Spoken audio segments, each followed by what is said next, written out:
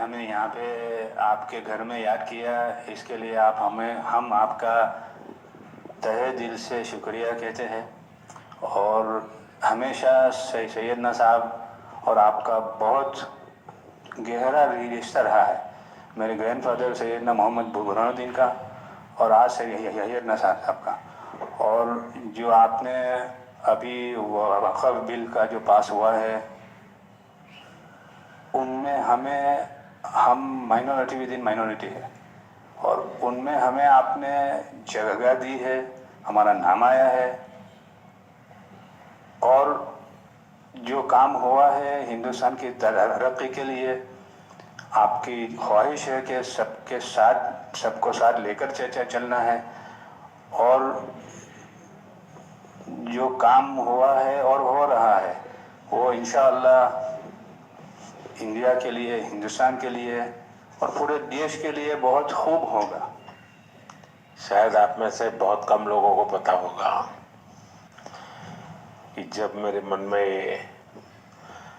वक्फ के एक्ट पर काम करने का विचार आया तो सबसे पहले मैंने सैयदना साहब से सलाह मशवरा किया।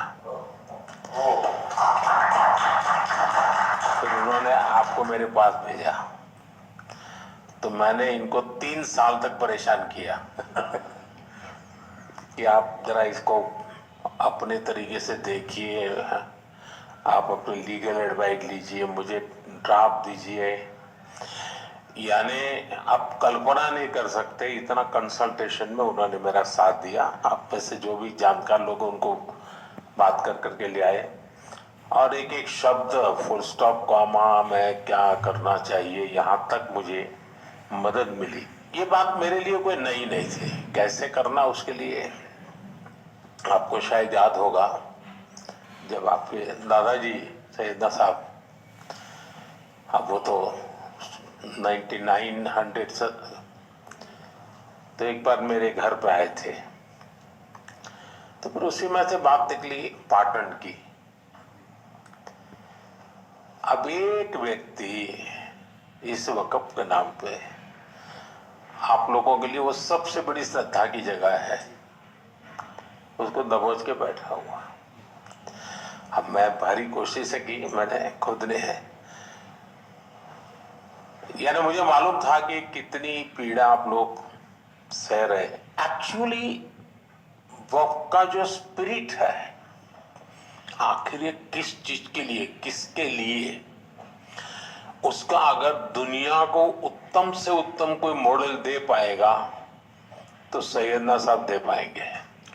लेकिन अब नई व्यवस्था में कानून के तहत तो दुनिया देखे कि भी देखिए कल तक वक्फ के नाम पर क्या हुआ और अब देखिए कैसा हो सकता है।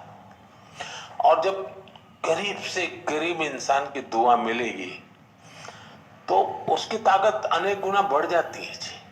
हमारा काम है ऐसे लोगों के हाथ में अधिकार देना, ऐसे लोगों के हाथ में व्यवस्था देना।